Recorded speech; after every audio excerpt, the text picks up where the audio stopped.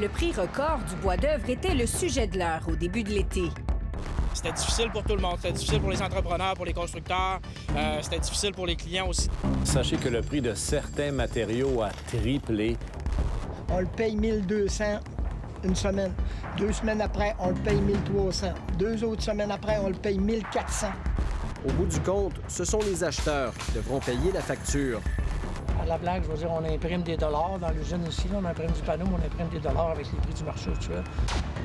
Les fabricants de bois d'œuvre ont engrangé des profits monstres grâce à une demande sans précédent durant la pandémie.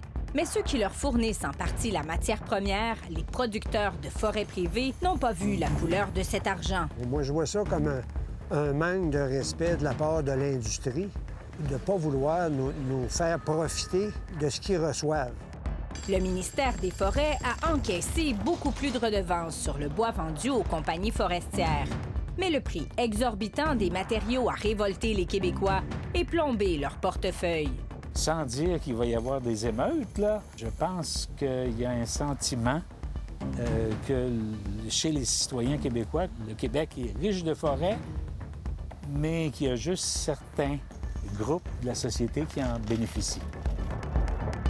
Avec les consommateurs et les producteurs du côté des perdants et l'État et l'industrie forestière dans le camp des gagnants, la situation devient intenable quand les billots de bois se transforment en billets de banque.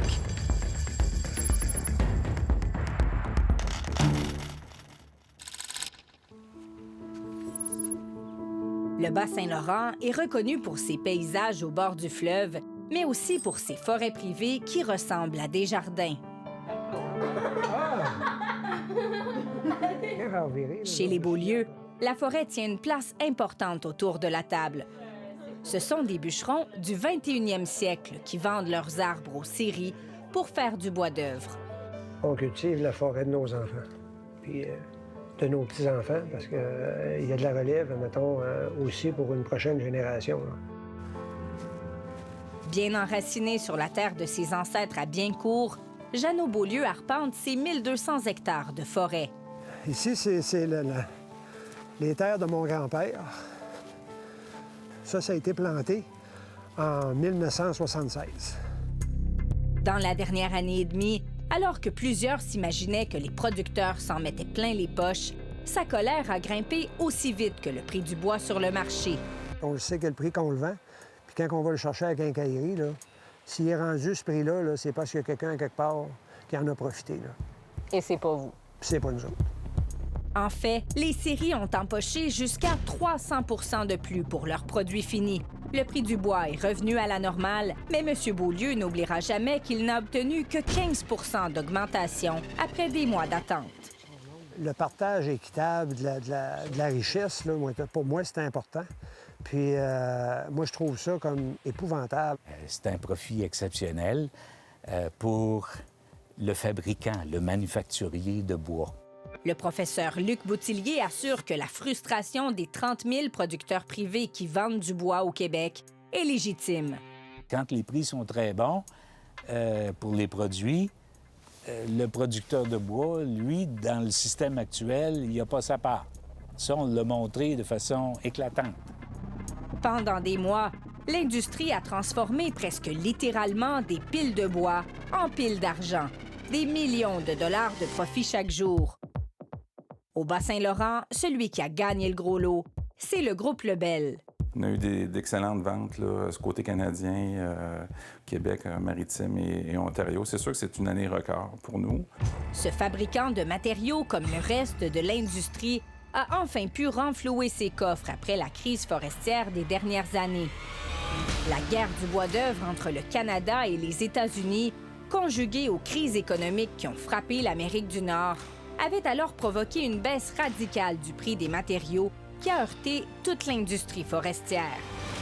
Les séquelles sont derrière nous, là. C'est une remise à zéro. Le PDG a entendu la grogne des Québécois provoquée par les coûts du bois, mais il refuse d'endosser le rôle du méchant. Pour la première fois, on aurait dit que c'était important, là, le prix du 2 par 4. Par contre, quand on produisait du 2 par 4 à perte là, entre 2008 et 2015-2016, il n'y a pas personne qui est venu me porter une valise d'argent à ma porte pour m'encourager. La famille Beaulieu n'a pas non plus reçu de valise d'argent, mais elle traîne encore le poids de la crise. Le bois a baissé de 40 dans la crise forestière. OK? Il a baissé de 40 On l'a jamais repris. En fait, la flambée des prix a amplifié un sentiment partagé par des producteurs partout au Québec. Ils se sentent floués. Dans le village voisin à Eau-Claire, Jean-Marie Gilbert dénonce une injustice qui, selon lui, perdure depuis trop longtemps. Il doit vendre ses arbres à rabais. Si on prend avec l'indexation du coût de la vie, on a moins d'argent aujourd'hui dans la vente de bois qu'on avait il y a 20 ans en arrière. Et dans sa région, l'exaspération est à son comble à cause du quasi-monopole du groupe Lebel, une situation taboue dont presque personne ne veut parler en raison de l'importance de l'industrie forestière. Avant, on avait plusieurs acheteurs potentiels. Il y avait une certaine compétition entre les acheteurs qui faisait qu'on dirait qu'on pouvait négocier le prix un peu plus. Actuellement, on se sent démuni dans un scénario comme ça. On nous dit c'est ce prix-là, puis tu acceptes. C'est un monopole, là. Le groupe Lebel a racheté les petites scieries menacées de fermeture au Bas-Saint-Laurent. Ça a permis de sauver les emplois et les usines. L'envers de la médaille, c'est une concentration du pouvoir d'achat. Pour les producteurs, il y a moins d'acheteurs là, à la clé.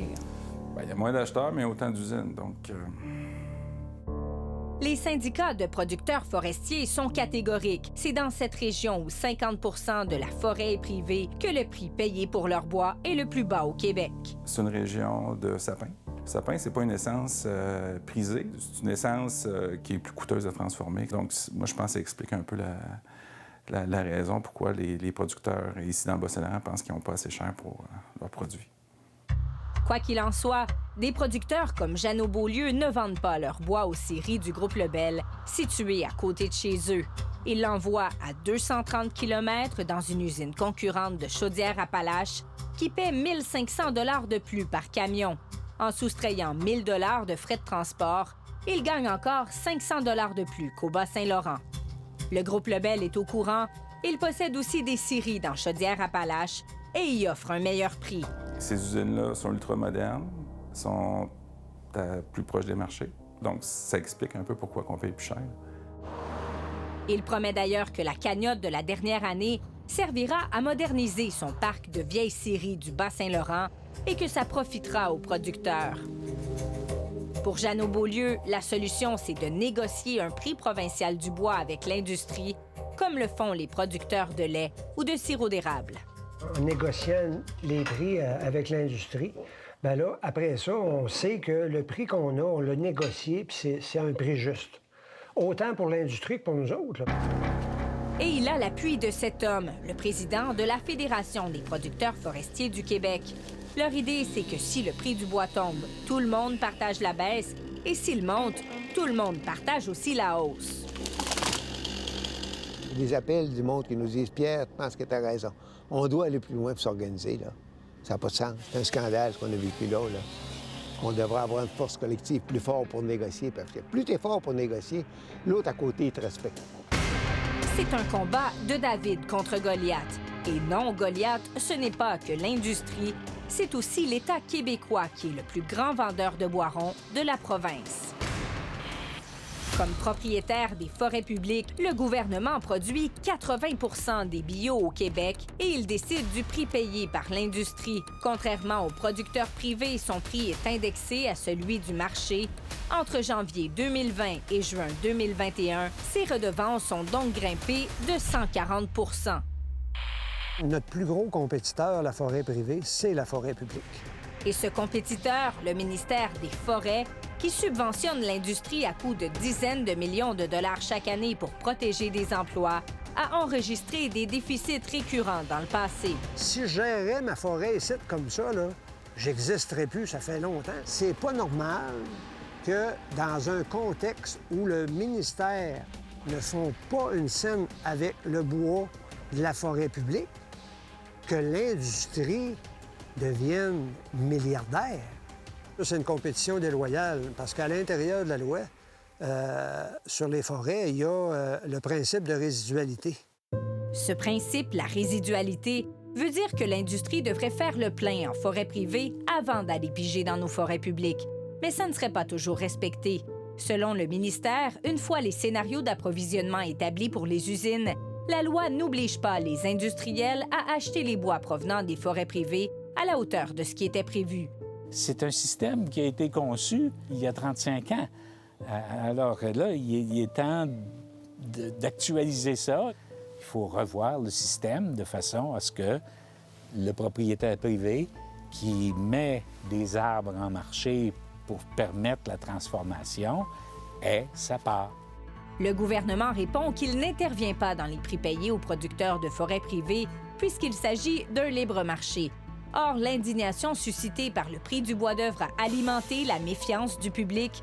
Luc Boutillier croit qu'il faut des changements rapides. Si on ne fait pas ce passage, bien, la population qui a l'impression d'être flouée, ce qu'elle va exiger, c'est qu'on sorte l'industrie de la forêt.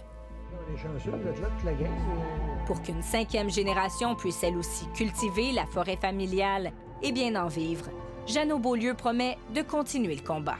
C'est pas un héritage qu'on veut laisser à nos enfants, ça. L'héritage d'avoir l'impression qu'on se fait exploiter.